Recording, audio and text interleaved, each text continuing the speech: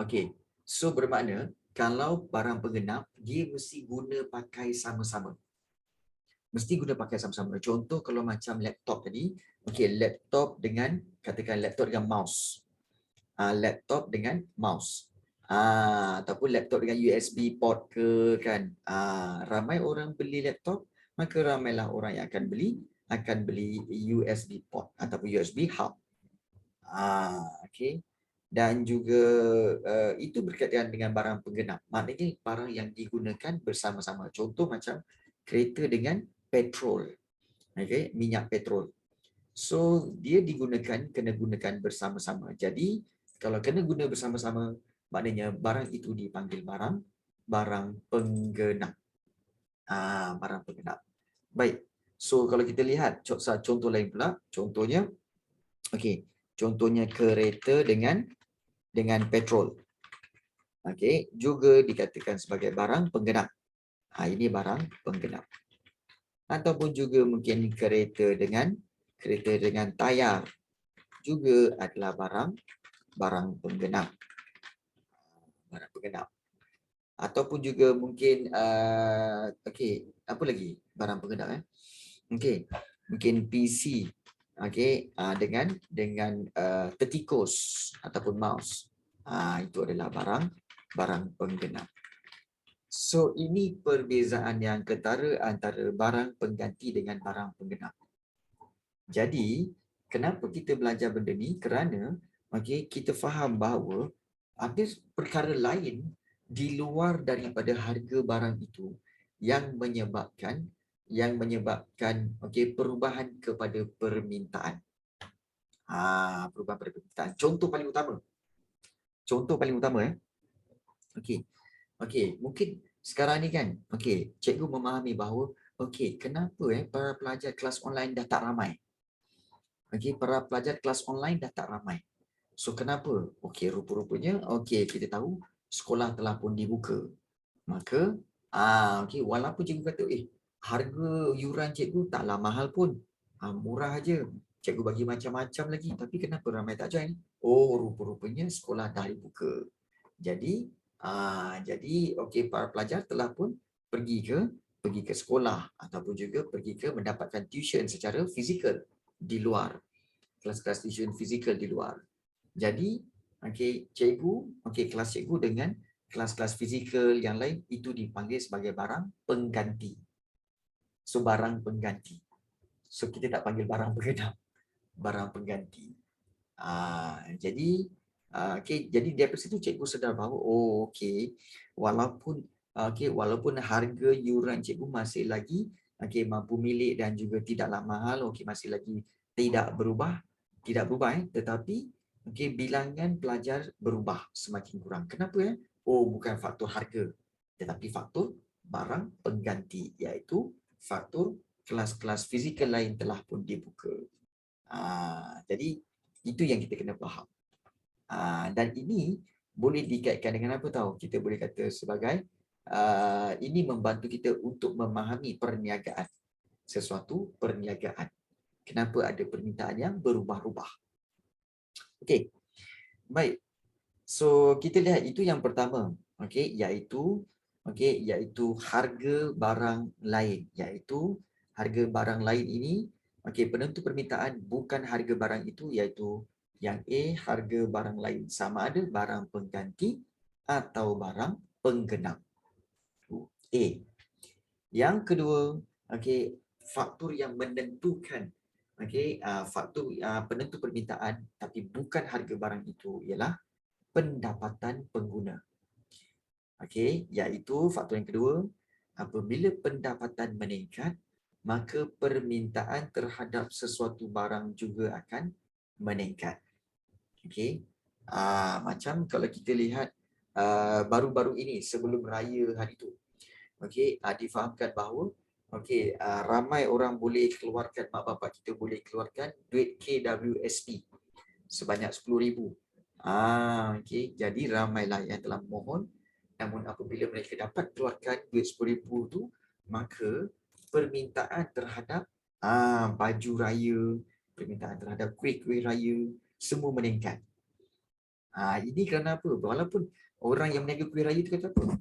Okey, hari tu masa sebelum puasa itu aku meniaga satu bekas ni RM10. Sehari orang beli 10 ataupun 12. Tapi bila sekarang ni masa dah nak dekat raya ni kan. Okey, orang beli sampai 20, sampai 30. Apa salah padahal harga sama je, harga tak berubah. RM10 lagi. Oh, rupa-rupanya duit KWSP dah masuk. Maksudnya apa? Maksudnya pendapatan pengguna telah pun meningkat. Bila pendapatan pengguna meningkat, maka permintaan terhadap satu barang pun akan meningkat. So itu yang dikatakan sebagai faktor penentu permintaan, bukan harga barang itu. Maksudnya penentu bukan harga barang itu bermaksud apa? Harga barang itu tetap tidak berubah, tetapi permintaan yang berubah. Baik, begitu juga sebaliknya lah. Begitu juga sebaliknya. Baik, kita lihat yang C.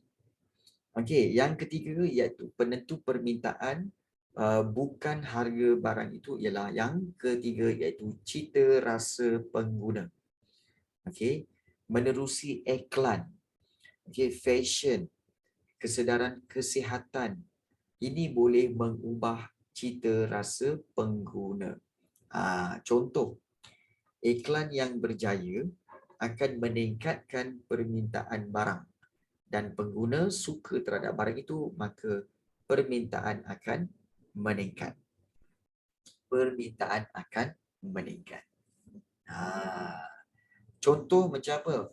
Okey, contoh macam kalau kita lihat permintaan terhadap terhadap iPhone. Oh, bila keluar je iPhone kan, dia mesti akan buat iklan-iklan yang terbaru.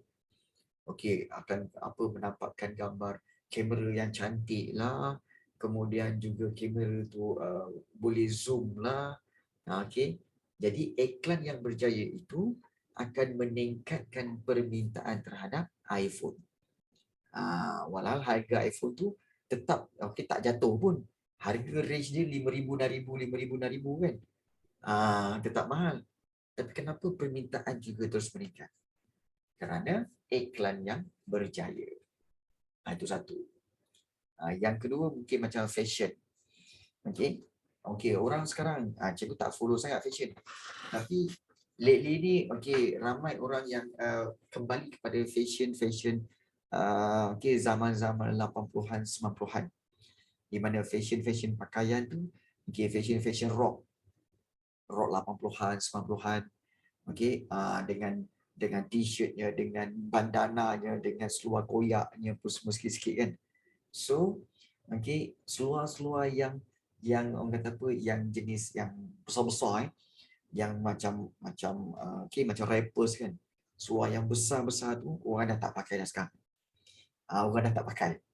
Sekarang orang mau tu seluar-seluar yang skinny, yang ikut kaki kan.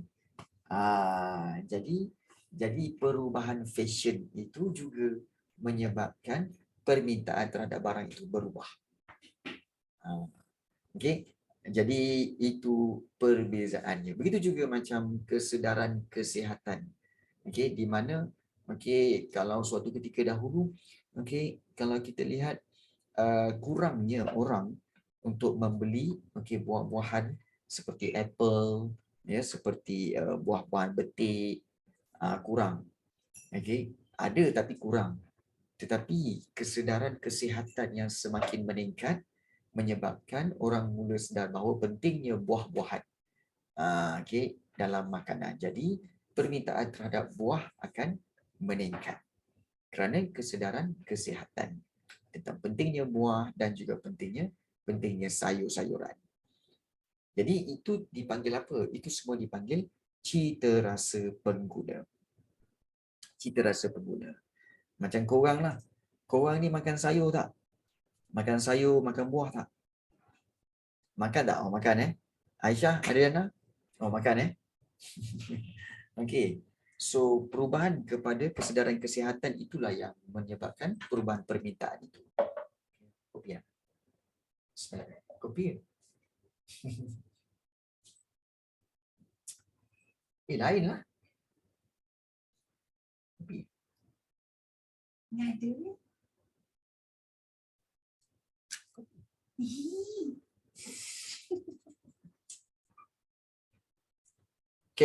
baik. Okey, kita teruskan lagi. Okey, yang seterusnya. Okey, yang keempat. Okey, faktor keempat tentang perubahan permintaan bukan harga barang itu ialah jangkaan harga pada masa akan datang. Okey, jangkaan harga pada masa akan datang merujuk kepada harga yang dijangka akan datang, maka itu juga akan menyebabkan perubahan kuantiti permintaan pada waktu ini. Ingat tu jangkaan harga pada masa akan datang akan memberi kesan pada permintaan barang pada hari ini. Contohnya harga dijangka akan meningkat pada masa hadapan, maka permintaan juga akan meningkat pada masa kini. Maknanya sekarang ni lah. Pada masa kini. Okey. Korang sedar tak? Bermula pada 1 Julai nanti, apakah barang yang akan naik? Apakah barang yang harganya akan naik? Korang sedar tak sedar? Zarif, Aisyah, Adriana? Sedar tak? Tak sedar. Okey, baik. Sebenarnya, dijangka pada 1 hari bulan Julai, 1 hari bulan 7, maka 1 bulan 7 dijangkakan bahawa kerajaan akan mengumumkan penarikan subsidi kepada barang-barang makanan seperti ayam, mungkin juga petrol pun akan ditarik balik, dan juga banyak barang makanan lah yang akan ditarik balik subsidi. Maka dengan tidak adanya subsidi, maka harga ayam akan meningkat pada 1 Julai ini, bermula 1 Julai. Maka bila harga dijangka akan naik pada masa hadapan, apa yang akan berlaku pada hari ini sampai ke 30 hari bulan 6? Bermula pada hari ini sampai 30 hari bulan 6, maka ramailah orang yang akan berpusu-pusu untuk akan membeli. Sekarang ni permintaan akan meningkat. Sekarang ni orang beli banyak-banyak, permintaan akan meningkat. Why? Sebab harga tengah murah. Sekarang harga tengah murah. 1 hari bulan Julai nanti harga akan naik. Jadi dijangka 1 Julai nanti harga barang tu, harga ayam akan naik. Maka bagaimana permintaan dia sekarang? Permintaan dia sekarang akan meningkat. Sebab apa? Sekarang ni harga tengah murah. Jadi orang beli banyak-banyak. Maka permintaan akan meningkat. Nampak tak? Okey. Dan ini biasa berlaku kat Malaysia ni. Okey. Kat Malaysia ni biasa berlaku. Contohnya, selalu berlaku dulu apabila kenaikan harga minyak. Kerajaan pernah mengumumkan dulu harga RM1.90. Kemudian katakanlah, katakan hari ni kerajaan kata hari ni berapa bulan? Hari ni 22 hari bulan kan? Hari ni 22 hari bulan. Petang ni dalam pukul 5, pukul 6 kan, kerajaan umumkan bahawa harga minyak akan naik bermula pada 23 hari bulan 6, dengan harga RM2.10. Sekarang ni RM1.95. Besok akan naik RM2.05 ataupun RM2.10. Apa yang akan berlaku?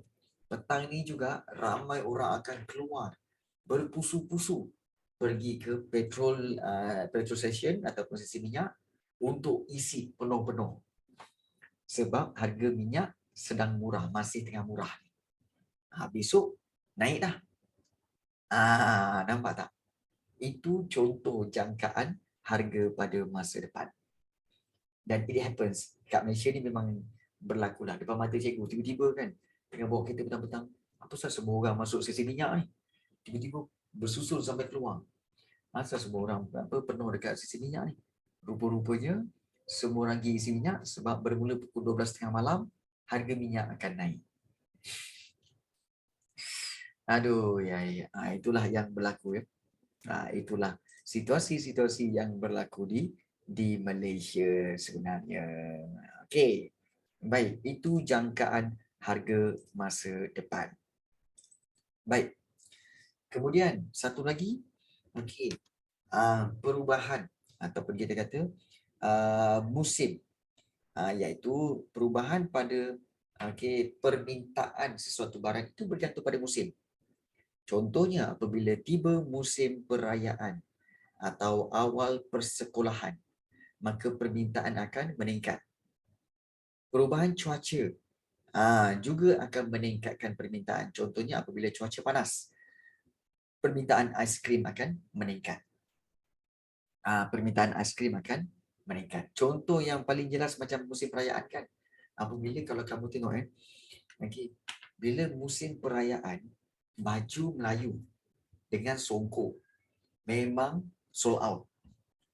Bulan puasa baju Melayu dengan songkok memang terjual dengan banyaknya. Kerana apa? Kerana semua orang berpusu-pusu beli. Nak raya. Tapi bila dah habis raya, kemudian jualan songkok. Kadang-kadang satu songkok pun nak jual pada selepas raya pun susah. Satu pun susah kadang-kadang. Baju Melayu lagilah susah. Jadi bila time musim perayaan, permintaan banyak. Bila time bukan perayaan, permintaan dia berkurangan. Jadi, kalau para peniaga, kalau kamu jadi peniaga, kamu akan kata apa? Harga harga apa songkok ni tak adalah orang kata apa berubah pun daripada dulu. Daripada awal tahun saya jual satu songkok ni RM25. Kan? Bulan Januari tak ada orang beli. Bulan Februari tak ada orang beli. Bulan Mac tak ada orang beli. Harga tetap RM20. Kemudian adalah seorang dua beli. Kemudian bulan April adalah seorang dua beli. Tapi bila bulan Mei, tiba-tiba terjual 100 unit. Padahal harga tak berubah pun. RM25 juga. Kenapa boleh macam tu? Kerana faktor bukan harga barang itu, iaitu faktor musim. Jadi, pemahaman tentang keadaan semasa penentu permintaan ini penting untuk kamu semua yang kalau kamu nak berniaga. Ini sebenarnya tidaklah kita berniaga tu secara sembrono ataupun kita main rendah aje, kita jual je tanpa memikirkan kenapa ada permintaan yang rendah, kenapa ada permintaan yang tinggi. Ini tujuan sebenar kenapa kita perlu belajar ekonomi. Jadi kamu untunglah sebab dah belajar dulu. Tak perlu berniaga pun dah tahu dah. Tak perlu berniaga pun dah tahu dah. Okey. Baik. So itu adalah tentang musim. Baju sekolah pun sama juga. Baju sekolah. Kalau hari-hari biasa jual baju sekolah, selai, 2 helai. Tapi bila hujung tahun dia, bila nak mula-mula nak buka sekolah, jualan tiba-tiba melonjak. Padahal harga dia masih lagi sama. Kenapa jadi macam tu? Kerana musim. Okey. Dan satu lagi, kenapa berubahnya permintaan walaupun harga tidak berubah ialah dasar kerajaan. So ini dasar kerajaan merujuk kepada apabila kerajaan meningkatkan kadar cukai pendapatan individu, maka pendapatan boleh guna individu akan berkurangan, maka permintaan barang akan turut berkurangan. Sekiranya kerajaan memberikan bantuan juga seperti bantuan kewangan kepada rakyat, pendapatan pengguna akan meningkat dan juga permintaan juga akan meningkat. Baik, ayat yang pertama. Apabila kerajaan meningkatkan kadar cukai pendapatan individu. So, adakah ayat yang pertama ini faham ke tidak? Faham ke tidak? Ayat yang pertama. Apabila kerajaan meningkatkan kadar cukai pendapatan individu, maka pendapatan boleh guna individu akan berkurang, maka permintaan barang akan turut berkurangan. Okey. Sikit. Okey, Zarif. Okey, Aisyah. Adriana. Faham tak?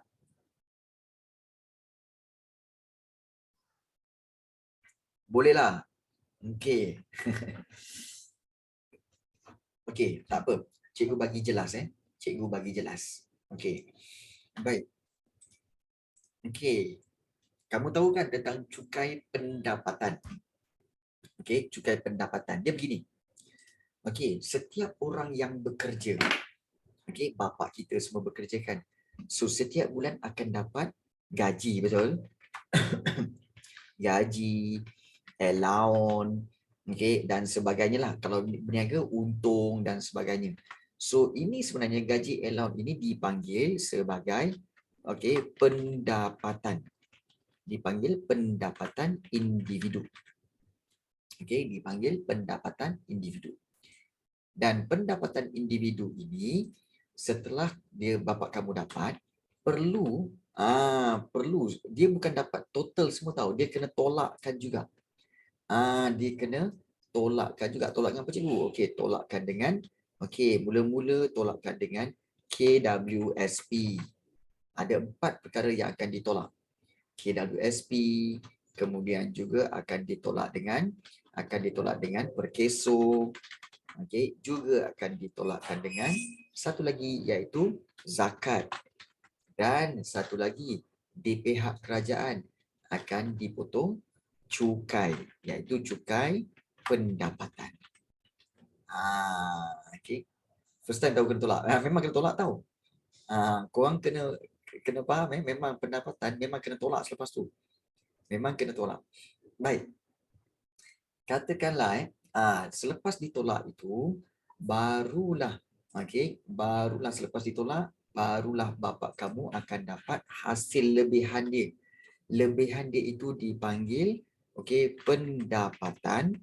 pendapatan boleh guna. Maknanya pendapatan yang boleh digunakan untuk perbelanjaan dan simpanan. Nampak tak? Baik. So, katakanlah kita ambil KWSP, katakanlah pendapatan individu tu, katakanlah bapa kamu bergaji, kita katalah bapa kamu gaji, katakanlah RM7,000 lah. Contohlah RM7,000. Okey. Kemudian dia kena tolakkan dengan first kena tolak dengan KWSP. Katakanlah KWSP biasanya 10%. 10% KWSP 10%. Bukan 10, sorry, 11. So kena tolak dengan RM770. 11% RM770. Untuk KWSP. Kemudian tolakkan dengan perkeso. Perkeso biasanya tak mahal, biasanya dalam RM50 lah. Tolak lagi dengan perkeso. So perkeso RM50. RM50. Baik.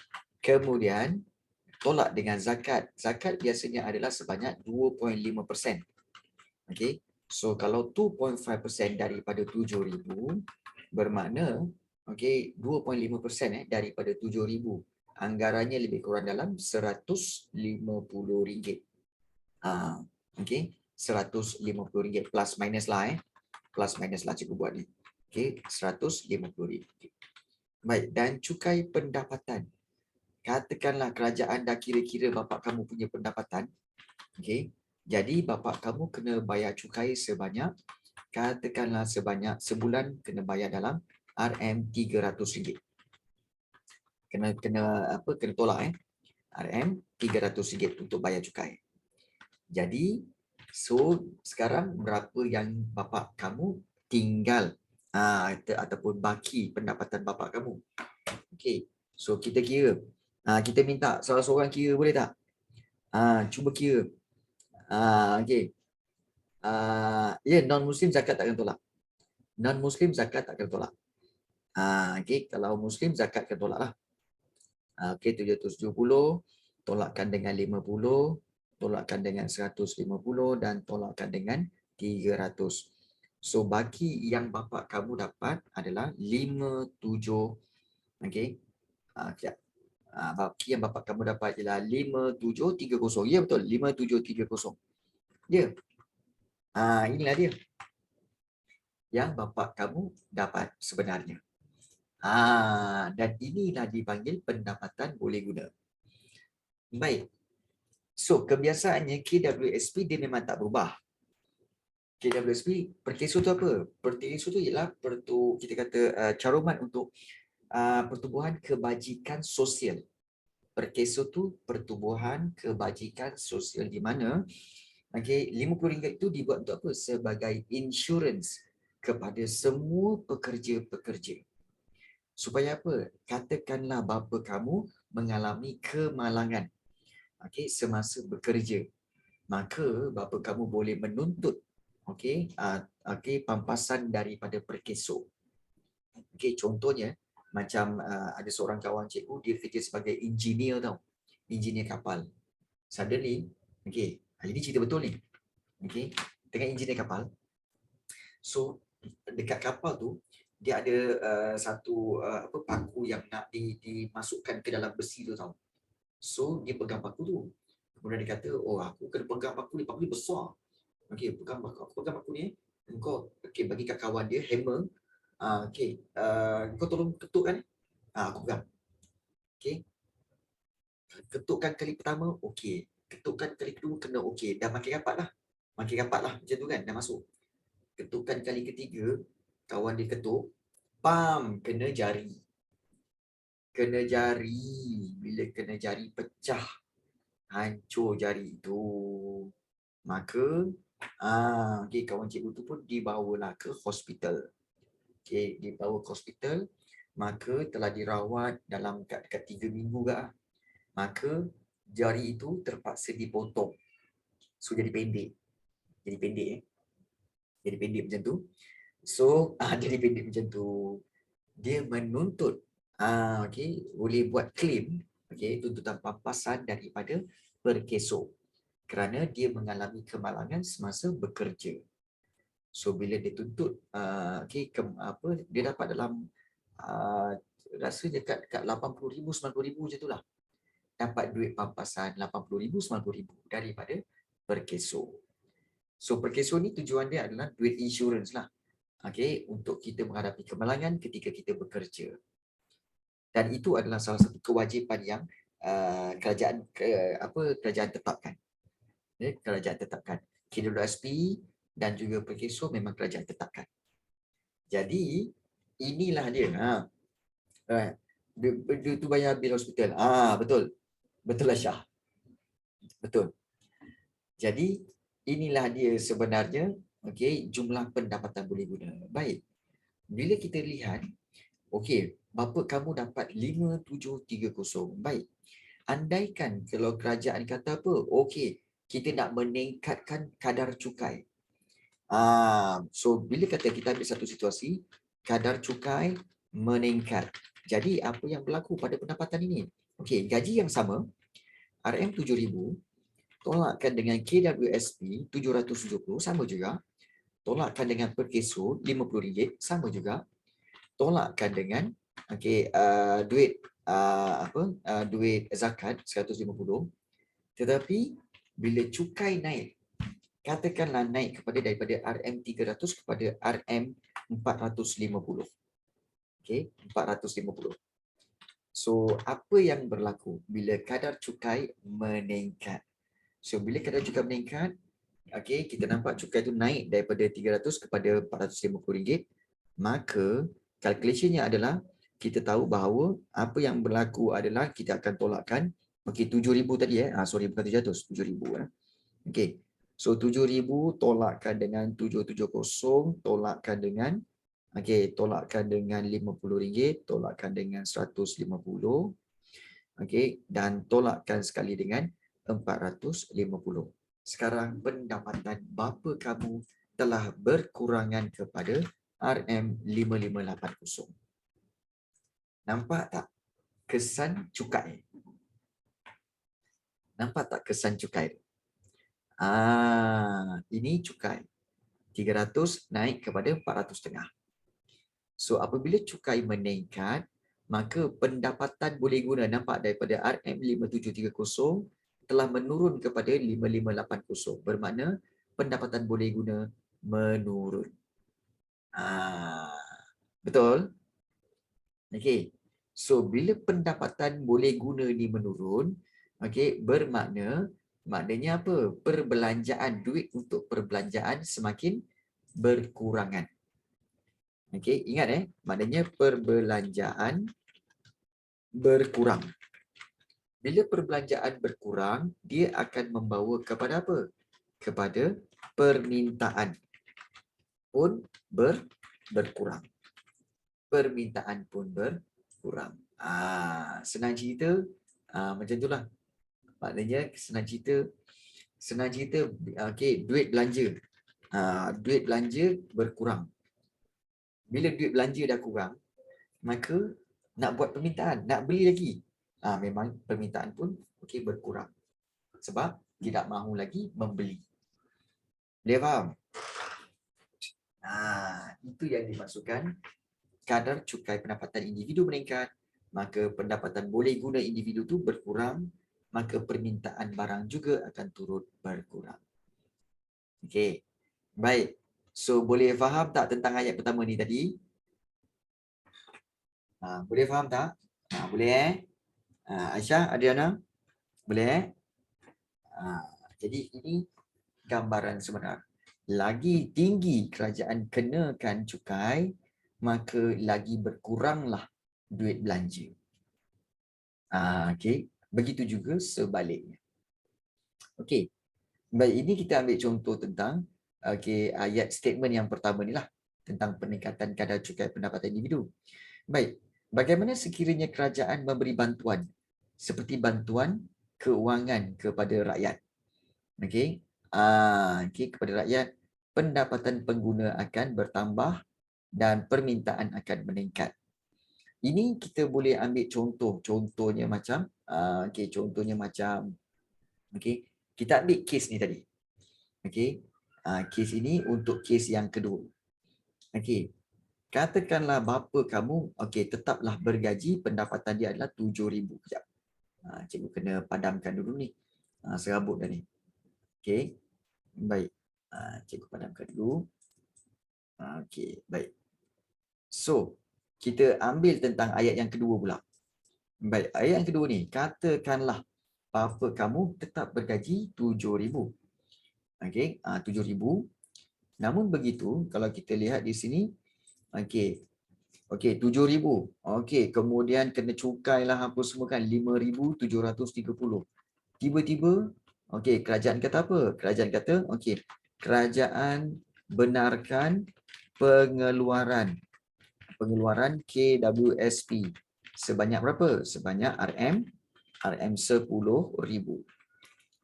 Maka bulan itu sahaja bapa kamu telah memiliki duit tambahan dan jumlah pendapatan bapa kamu pada bulan itu kamu campurkan kedua-duanya. Menjadi berapa? Pendapatan bapa kamu menjadi RM15,730. Nampak tak? Jadi, so ini dikatakan bantuan keuangan lah. Pengeluaran KWSP maknanya bantuan keuangan. So dengan 15,730 itu, maka permintaan akan meningkat. Sebab apa? Sebab pendapatan telah meningkat. Bila pendapatan meningkat, maka permintaan ataupun permintaan pengguna akan meningkat dan permintaan juga akan meningkat. Nampak? So, perbelanjaan, pendapatan meningkat, maka permintaan juga akan meningkat. So boleh faham inilah dia dua dasar kerajaan, iaitu dasar kerajaan berkaitan dengan perubahan pada kadar cukai dan juga perubahan pada bantuan keuangan. So far boleh faham Aisyah? Boleh baik, bagus. Baik, bagus. Baik. So itulah dia berkaitan dengan kita kata berkaitan dengan penentu permintaan. So kita kata penentu permintaan terbagi kepada dua, iaitu harga barang itu dengan bukan harga barang itu. Dan kalau bukan harga barang itu, faktornya adalah harga barang lain, pendapatan pengguna, cita rasa, jangkaan harga masa depan, musim dan juga dasar kerajaan. Ya, itulah dia penentu permintaan. Okey. Baik. So, okey, Adriana, ada soalan Adriana? Ada soalan tak? Ada soalan nak tanya? Okey. Zarif mungkin ada soalan nak tanya, Zarif? Tak ada okey, baik. So far so good, alhamdulillah. Okey, boleh faham tentang penerangan cikgu. Alhamdulillah. So ramai yang okey boleh memahami tentang permintaan ni, sebab permintaan ni basic tau. Kalau korang kalau korang tak ingat ataupun kalau korang tak faham, dia akan memberi kesan lah. Dia akan memberi kesan, iaitu di mana kesannya nanti kamu sukar untuk menjawab soalan-soalan berkaitan dengan berkaitan dengan bab-bab inilah. Okey. Dan sementara itu cikgu nak tengok kalau kod-kod ada soalan yang boleh kita bincangkan untuk berkaitan dengan konsep permintaan, pasaran dan permintaan. Sebab cikgu tengok sekejap. Ada tak konsep permintaan? Permintaan dan juga pendapatan individu. Cikgu tengok sekejap. So kita nak tengok macam mana bentuk soalan-soalan yang berkaitan dengan berkaitan dengan pasaran inilah. Alhamdulillah ada pun soalan. Baik. So cikgu tahu korang pun memerlukan soalan-soalan seperti ini ya. Soalan-soalan seperti ini. Baik. Nanti cikgu akan sharekan soalan ini dalam dalam grup WhatsApp untuk kamu pun boleh buat latihan juga. Okey. Dan inilah bentuk soalan dia. Okey, baik, ini bentuk soalan dia. Sekejap. Salah share sekejap. Okey, ini bentuk soalan dia. Okey, so ini bentuk soalan-soalan yang berkaitan dengan konsep-konsep permintaan, hubungan antara harga minyak dengan permintaan kereta, keluk penawaran bagi jagung, penawaran permintaan dan penawaran suatu barang. Penawaran kita belum belajar lagi, so kita tak boleh nak bincangkan tentang penawaran lagi ni. So ini perubahan pasaran yang ketara, ini perkalikaan jalan belum lagi. Bab 2 ni sebenarnya besar Bab 2 ni besar. Banyak yang kamu kena faham sebenarnya. Alright. So inilah dia. Quantity. Alright. So kalau kita lihat, untuk menjawab soalan tadi contoh jadual berikut menunjukkan jumlah permintaan komputer bagi tahun 2015 dan 2016.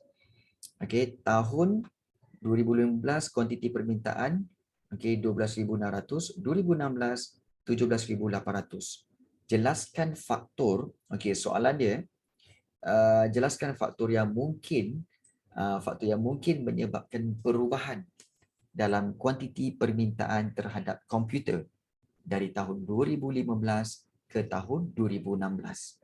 So 4 markah. So nampak tak? Di sini sebenarnya kamu boleh mentionkan tentang apa? Kenapa perubahan dalam kuantiti permintaan ini? Pertama sekali mungkin kamu boleh ambil penentu permintaan tadi. Penentu permintaan tadi, iaitu kamu boleh katakan bahawa yang pertama sekali tentang kita boleh ambil sebagai perubahan. Sekejap, macam mana cikgu nak tulis ni? Perubahan cita rasa. Sekejap. Cikgu gunakan format yang ini. Sekejap cikgu kena gunakan format yang satu lagi. Iaitu format yang ini. Alright.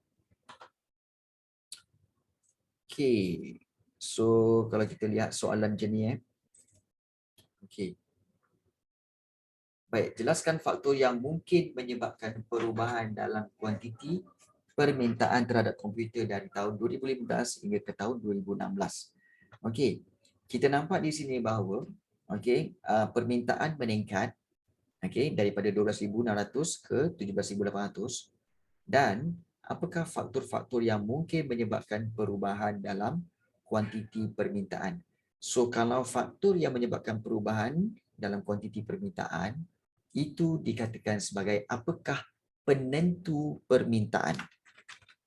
Penentu permintaan yang boleh kita kaitkan dengan perubahan kuantiti permintaan terhadap komputer ni. Dan kita dah belajar tadi, penentu permintaan itu merujuk kepada penentu permintaan yang inilah. Iaitu mungkin harga barang itu. Kita dah belajar ni kan? Mungkin harga barang itu. Mungkin juga kerana bukan harga barang itu sebab mungkin harga barang lain. Mungkin pendapatan pengguna. Mungkin kerana cita rasa atau mungkin kerana jangkaan harga pada masa depan ataupun musim atau mungkin juga dasar kerajaan. So pilih mana yang bersesuaian. Dia tak semua yang sesuai. Pilih mana yang bersesuaian. Contohnya kita boleh kata harga barang itu. Kita ambil satu dia nak 4, kita ambil satu. Kenapa harga barang itu? Mungkin kamu boleh kata bahawa komputer semakin murah. Kita kata harga komputer semakin murah. Semakin murah. Jadi sebab itu permintaan meningkat. So itu satu point. So kita boleh buat kat sinilah supaya tak keliru. Supaya tidak keliru. Baik. So kemudian kita kena ambil daripada penentu permintaan daripada bukan harga barang itu. So yang mana satu kamu nak ambil? Cuba bagi satu pilihan. Yang mana satu kamu nak ambil? Ini yang pertama. So yang kedua, mana satu kamu nak ambil? Harga barang lain, pendapatan pengguna, cita rasa, jangkaan harga pada masa depan, musim atau dasar kerajaan?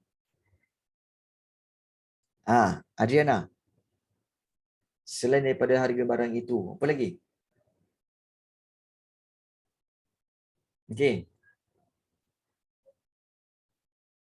Ada tak?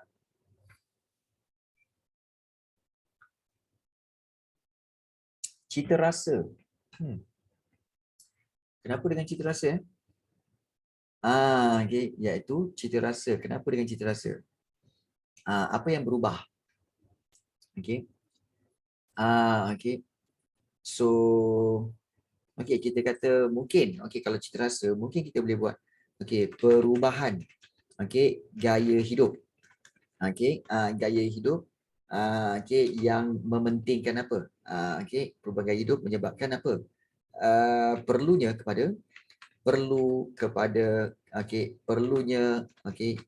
komputer dalam melaksanakan dalam urusan lah, kita kata dalam urusan kerja maupun pembelajaran. So sebab itu permintaannya naik kerana perubahan gaya hidup. So sekarang perlunya komputer dalam semua urusan kerja maupun pembelajaran. So itu kita boleh ambil cita rasa. Maknanya dalam bentuk fashion lah. Baik, bagus Arif. Dua lagi. Yang mana satu agaknya? Dua lagi yang kita boleh ambil. Kenapa harga komputer semakin meningkat? Bukan harga, permintaan komputer semakin meningkat. Harga komputer semakin murah. Yang kedua, perubahan gaya hidup. Perlunya. Adriana mungkin boleh berikan cadangan satu. Dan mungkin Aisyah pun boleh berikan satu cadangan. Yang mana satu? Antara harga barang lain, pendapatan pengguna, jangkaan harga pada masa hadapan, musim ataupun dasar kerajaan.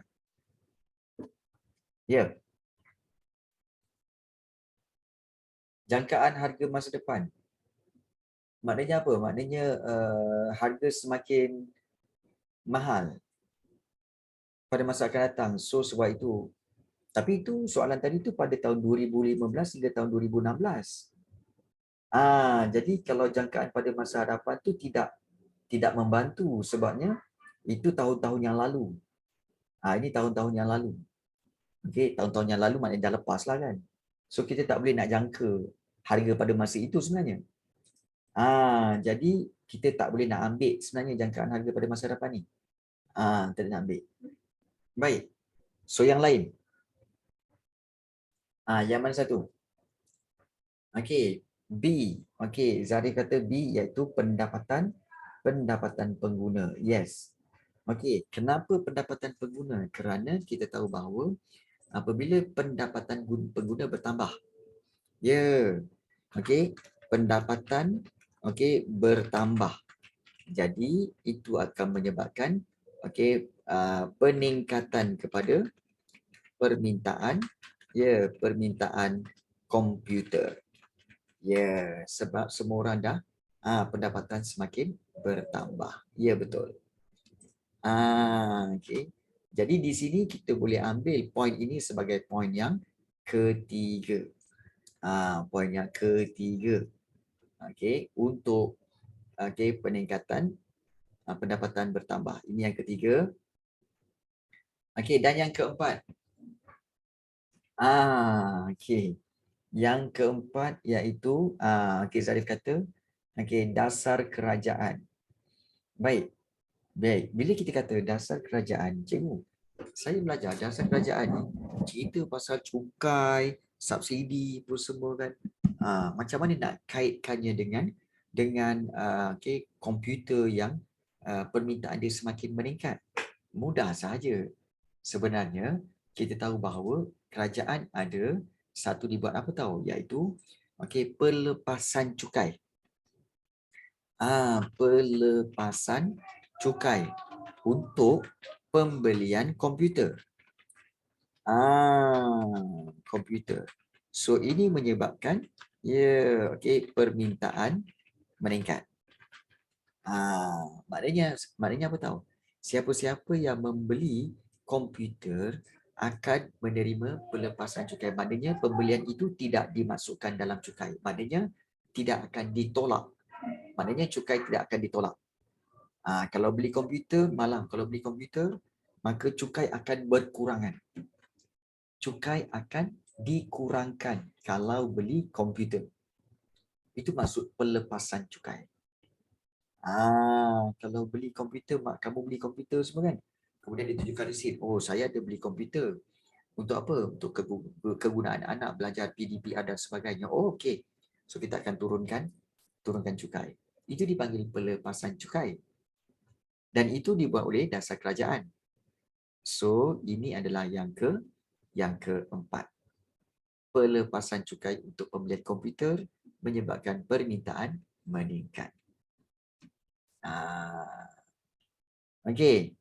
Boleh faham? Okey, Zarif, Adriana, Aisyah? Boleh jadi itulah kaedah-kaedah bagaimana kita boleh menggunakan faktor-faktor ini untuk menjawab soalan yang seperti ini. Jelaskan faktor yang mungkin menyebabkan perubahan dalam kuantiti permintaan terhadap komputer dari tahun 2015 ke tahun 2016. Baik. Okey. Okey. Baik. Bezakan perubahan titik A ke titik B. Okey. Baik. Kadang-kadang soalan bagi macam ni tau. Okey, iaitu rajah 1 dengan 1 garisan sahaja, rajah 2 dengan 2 garisan. Apa yang kamu faham tentang kedua-dua rajah keluk ini?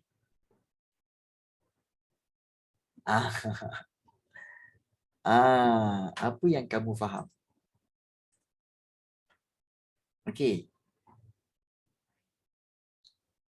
Faham ke tak faham? Kenapa yang ini ada satu line, yang ini kenapa ada 2 line? Okey, baik. Harga. Okey, korang perasan tak? Okey, daripada keluk ni, korang tengok betul-betul Perasan tak bahawa perbezaan di antara kedua-dua ini adalah, okey, keluk sebelah kiri ni dia ada satu je. Satu garisan je. Ni. Okey, satu garisan sahaja. Okey. Dan juga kalau kamu lihat, okey, dia ada arrow. Dan arrow tu, okey, dekat P ni, P0, P1. P0 maksudnya price yang asal, harga yang asal. P1 harga baru.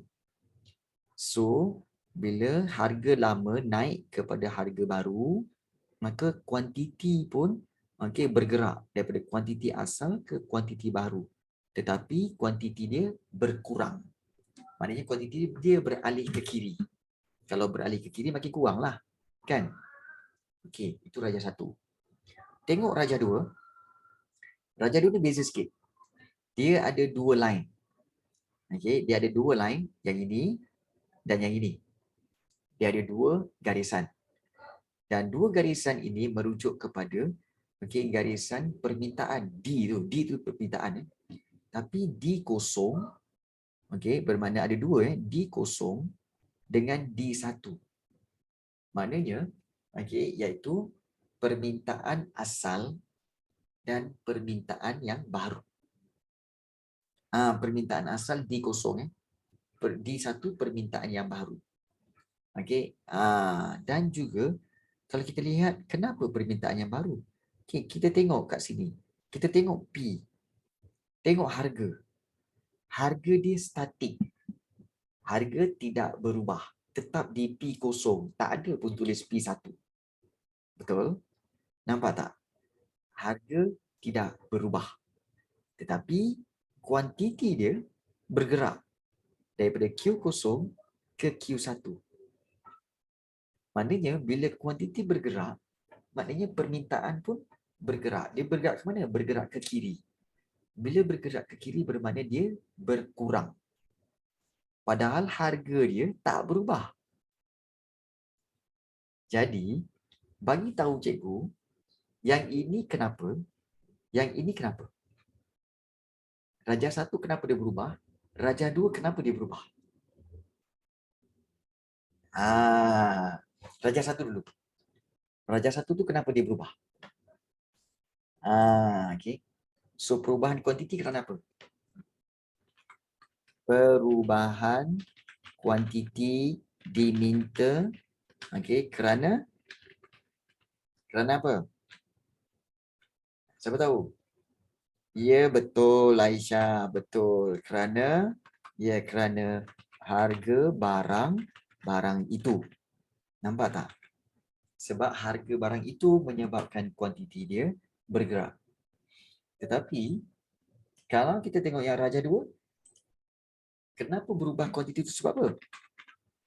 Perubahan kuantiti diminta kerana apa? Kerana apa?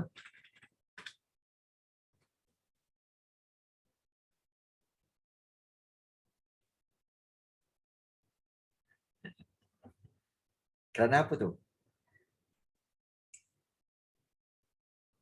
Ya, betul Aisyah. Kerana faktor, kita tulis macam ni kerana faktor bukan harga barang itu. Ya, iaitu faktor apa? Faktor mungkin kerana apa? Kerana harga barang lain. Kat sinilah. Harga barang lain. Kemudian juga jangkaan masa depan. Kemudian juga kerana cita rasa. Iaitu cita rasa. Kemudian juga kerana musim. Musim.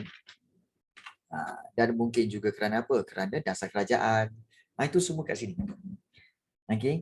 Itu semua kat sini. So, kalau perubahan kuantiti oleh kerana faktor bukan harga barang itu, dia punya keluk memang keluk dia macam ni. Iaitu keluk dia akan ada dua garis dan harga dia satu je kat situ. Jadi kalau kamu jumpa keluk ni, kamu jumpa dua keluk macam ni dengan harga yang statik macam ni, ini confirm kerana ni. Confirm kerana ni. Tapi kalau kamu jumpa keluk macam ni, okey, keluk yang bergerak P0, P1, Q0, Q1 dan garisan dia pun satu saja, ini memang tak ada lain. Ini memang sebab ini je. Memang sebab itu je.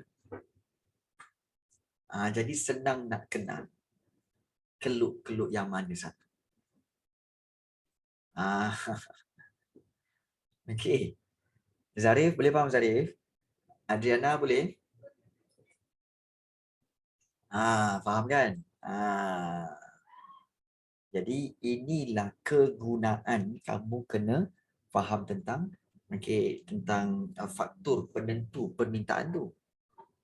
Kalau kita tak faham penentu permintaan tu, kita tak akan faham tentang keluk. Jadi bila kita dah tahu bahawa ini keluk ni puncanya harga barang itu.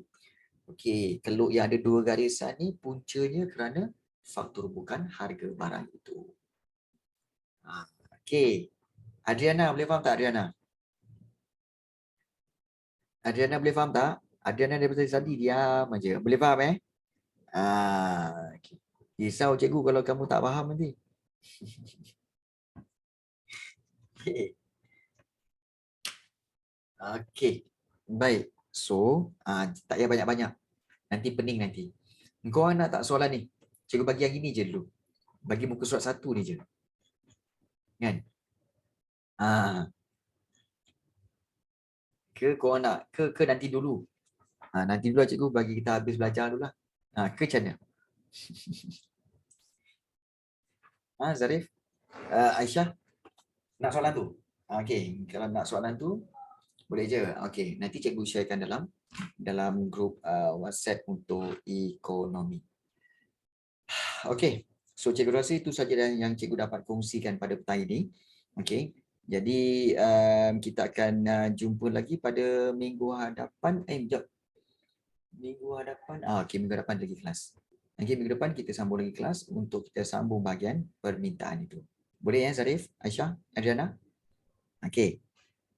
So, jawapan tadi sekali cikgu. Okey, ya baik.